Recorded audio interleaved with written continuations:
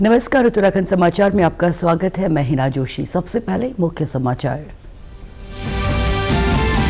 पिथौरागढ़ दौरे पर पहुंचे स्वास्थ्य मंत्री डॉक्टर धन सिंह रावत। बोले 2026 में शुरू होगा पिथौरागढ़ मेडिकल कॉलेज। जिले के स्कूलों में सभी शिक्षक तैनात। कई विकास योजनाओं का किया शिलान्यास और लोकार्पण।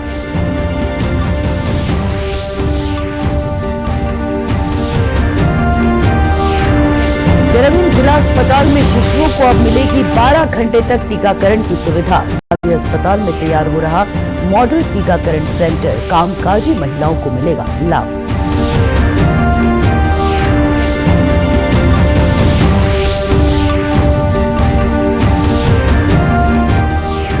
और शीतलहर से चंपावत में जनजीवन प्रभावित। निमोनिया के बढ़े मरीज। पाला गिरने से किसानों की फसलें प्रभावित। और अब समाचार विस्तार से। स्वास्थ्य और शिक्षा मंत्री धन सिंह रावत आज अपने 1 दिवसीय दौरे पर पिथौरागढ़ पहुंचे। इस दौरान उन्होंने कलेक्ट्रेट परिसर में जिले के लिए लगभग 19 करोड़ की 16 विकास योजनाओं का लोकार्पण और शिलान्यास किया। इस दौरान स्वास्थ्य मंत्री ने कलेक्ट्रेट सभागार में अधिकारियों के साथ बैठक कर जिले में संचालित विभिन्न विकास योजनाओं की प्रगति की समीक्षा की। मीडिया से बात करते हुए स्वास्थ्य मंत्री ने पिथौरागढ़ में बन रहे मेडिकल कॉलेज के कार्यों की प्रगति के बारे में भी अधिकारियों से जानकारी ली और मेडिकल कॉलेज निर्माण का कार्य जल्द से जल्द पूरा करने के निर्देश दिए। स्वास्थ्य मंत्री धन सिंह रावत ने कहा कि उनकी कोशिश 2026 में पिथौरागढ़ मेडिकल कॉलेज में पहला बैच शुरू करने की है। धन सिंह रावत ने बताया कि पिथौरागढ़ जिले के सभी स्कूलों में शिक्षकों की कमी पूरी की जा चुकी है और जल्द ही 100 से अधिक शिक्षक जिले में और भेजे जाएंगे। पहले तो मैं पिथौरागढ़ वासियों को बधाई देना चाहता हूँ कि हमारे प्रधानमंत्री जी के द्वारा, हमारे मुख्यमंत्री जी के द्वारा यहाँ मेडिकल कॉलेज बहुत तेज़ी से बन रहा है। आज मैं उसका निरीक्षण करने गया था। हमारी कोशिश है कि 2026 में हम यहाँ पहला बैच शुरू करें और आज मैंने जिलाधिकारी से भी निवेदन किया है, अपनी जो प्राचार्य उनसे भी कहा है कि 2026 में हमको पहला बैच यहाँ शुरू करना है। जैसे भी हमने हरिद्वार का पहला बैच शुरू किया है ताकि यहाँ सारी फैसिलिटी मेडिकल की हमें मिली है। इन्होंने हमसे लगभग 380 करोड़ की डिमांड की थी, हमने पूरा पैसा दे दिया है। तो मुझे लगता है कि दूरस्थ क्षेत्र पिथौरागढ़ के लिए एक बहुत बड़ा काम हो जाएगा। दूसरा, शिक्षकों की जितनी भी कमी थी, आज मैं कह सकता हूँ कि आप प्रत्येक प्राइमरी स्कूल में 100% टीचर आ गए हैं। जिला चिकित्सालय देहरादून में जल्द ही 12 घंटे तक शिशुओं के टीकाकरण की सुविधा मिलने जा रही है। इसके लिए गांधी अस्पताल में मॉडल इम्यूनाइजेशन सेंटर का निर्माण किया जा रहा है। इससे कामकाजी महिलाओं के शिशुओं का भी समय पर टीकाकरण हो सकेगा। जिला चिकित्सालय में वर्तमान में सिर्फ ओपीडी के समय में ही शिशुओं को टीका लगाया जा रहा है। ऐसे में कामकाजी महिलाओं के बच्चों को समय पर टीका नहीं लग पाता है, जिसकी वजह से उन्हें निजी अस्पतालों में अपने बच्चों को टीका लगवाना पड़ता है। इसके लिए उन्हें करीब 15 से 20,000 रुपए खर्च करने पड़ते हैं। जिला चिकित्सालय में अगले कुछ ही दिनों में 12 घंटे टीकाकरण की सुविधा दी जाएगी। जिला चिकित्सालय के मुख्य चिकित्सा अधीक्षक डॉक्टर वीएस चौहान ने बताया कि कामकाजी महिलाओं की ओर से टीकाकरण को लेकर लगातार शिकायतें की जा रही थी। इसको ध्यान में रखते हुए विभाग ने टीकाकरण का समय बढ़ाने का निर्णय लिया है।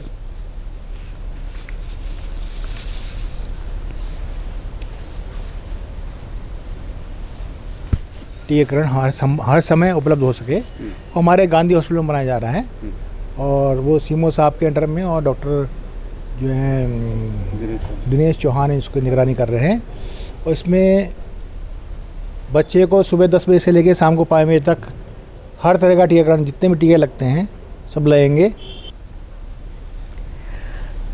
चंपावत जिले में इन दिनों शीतलहर का प्रकोप है। जिले में ठंडी हवाओं के कारण आम जनजीवन प्रभावित है। शीतलहर के कारण अस्पतालों में निमोनिया के मरीजों की संख्या बढ़ती जा रही है तो पाला गिरने से फसल भी प्रभावित हो रही है।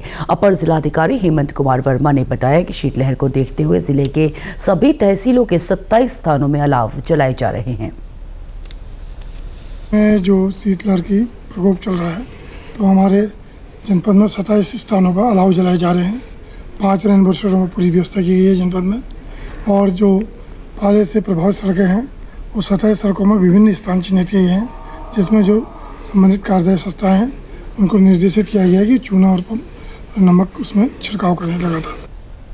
वहीं जिले में बहुत ज्यादा पाला गिरने से किसानों को भी खासा नुकसान हो रहा है। किसान नवीन करायत बताते हैं, बारिश न होने और पाला गिरने से सब्जियां नष्ट हो रही हैं। इस समय किसान जो है हरी सब्जी में ज़्यादा निर्भर होता है, तो मौसम बारिश नहीं होने के कारण पूरा सूख गया है। यहाँ पाले से इतना प्रभाव पड़ रहा है कि जो हरी सब्जियां किसान ने अपने खेतों में लगा रखी थी सारी खत्म होगी, सूख गई, जल गई हैं।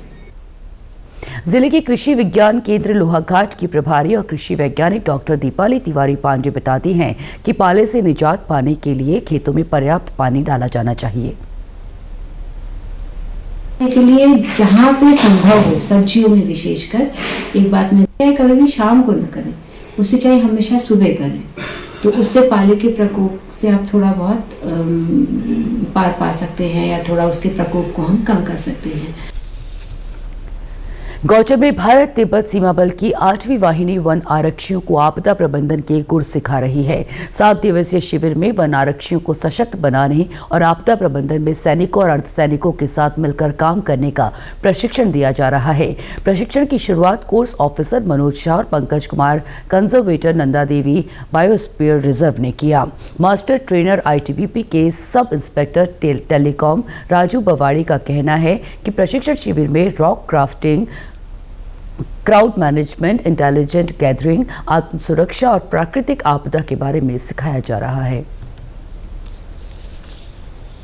इसमें जो ये वन कर्मी हैं, वन आरक्षी हैं, इन लोगों को रॉक क्राफ्ट के बारे में सिखा रहे हैं, जो कि कभी आपदा प्रबंधन में इनके काम आएगा। यहाँ पे जैसे कि ये इलाका वैसे भी पर्यटन का है, तीर्थ का है, तो इसमें गाड़ियाँ चलती रहती हैं। कोई इंसिडेंट, भगवान ना करे कोई इंसिडेंट ऐसा होता है जहाँ पर कि इन लोगों की बीट के नज़दीक में या कहीं पे फोर्स लगी है, तो वहाँ पे ये लोग आपस में सामंजस्य कर सकते हैं। उनके संग टीम से हाथ मिला के, कंधे से कंधा मिला के ये लोग वहाँ पे कार्य कर सकते हैं। ये तभी वो कार्य को कर सकते थे कि जब इनको उसके बारे में थोड़ा बहुत ज्ञान हो, जैसे रॉक में कैसे चलना है, रोप्स में कैसे जाना है, हमने रॉक क्राफ्ट में क्या होता है, रॉक से उतरना कैसे होता है, खाइयों में कैसे उतरेंगे, ये चीज़ें इनको थोड़ा बहुत हम यहाँ पे बता रहे हैं। वहीं प्रशिक्षक वन बीट अधिकारी सचिन सिलोड़ी का कहना है कि शिविर में 5 रेंजों के वन आरक्षियों को आपदा प्रबंधन के लिए प्रशिक्षित किया जा रहा है। डिजास्टर मैनेजमेंट और सेल्फ डिफेंसेस टेक्निक और कई तरीकों की जो हमारी फ्लडिंग्स हो जाती हैं, डिजास्टर आ जाते हैं, तो उसमें एक हमारा बहुत बड़ा रोल हो जाता है सर, कि क्योंकि हम बीट क्षेत्र में और अपने फील्ड स्तर पे रहते हैं और काफ़ी हमें उसके बाद हमें अपने कभी हमारी पैरामिलिट्री फोर्सेस आ जाती हैं साथ में, तो हमें उनके साथ भी टेक्निकल हैंडल करना पड़ता है।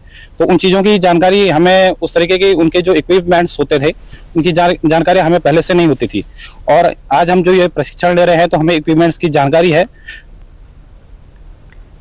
नैनीताल जिले के चूनाखान इको सेंटर में आज से 2 दिवसीय कार्बन फाइनेंसिंग प्रोजेक्ट्स कार्यशाला का आयोजन किया जा रहा है। इस कार्यशाला में कुमाऊं स्तर के वन विभाग के अधिकारी, स्टाफ और वन पंचायत के प्रतिनिधि भाग ले रहे हैं। इस कार्यशाला में वनों के माध्यम से ग्रामीणों को उनकी आर्थिकी से जोड़ने और कार्बन फाइनेंस प्रोजेक्ट हासिल करने की दिशा में भी मंथन किया जा रहा है। इसके अलावा प्रशिक्षण शिविर में कार्बन उत्सर्जन कम करने और ग्रीन हाउस गैसों के उत्सर्जन को नियंत्रित करने के तरीकों के बारे में भी जानकारी दी जा रही है।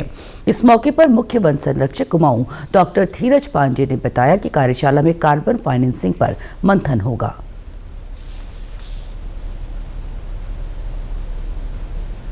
इस स्तर पर एक कार्बन फाइनेंसिंग की 2 दिवसीय कार्यशाला का आयोजन यहाँ किया गया है, जिसे टीरी द्वारा कोऑर्डिनेट किया जा रहा है। इसमें इसका मुख्य उद्देश्य उत्तराखंड में जो वन पंचायतें हैं उनमें किस प्रकार से कार्बन फाइनेंसिंग के प्रोजेक्ट्स को हम ले सकते हैं और किस प्रकार से कार्बन फाइनेंसिंग के प्रोजेक्ट्स के माध्यम से आय के वैकल्पिक स्रोतों का सृजन किया जा सकता है और वन पंचायतों को अतिरिक्त आय हम प्रोवाइड कर सकते हैं। तो इस पर स्टेक होल्डर वर्कशॉप आयोजित की गई है। इसमें सभी मंडल के जितने हमारे वन प्रभाग हैं उनके प्रभागी वनाधिकारी और साथ में उप प्रभागी वनाधिकारी के और अन्य रेंज अधिकारी उसमें उपस्थित हैं।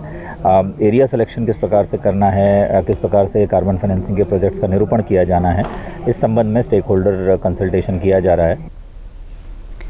इसी के साथ अभी तक के समाचार समाप्त हुए। दूरदर्शन समाचारों से जुड़े रहें। मिलते हैं फिर 6:30 बजे के बुलेटिन में। तब तक के लिए हमें दीजिए इजाजत। नमस्कार।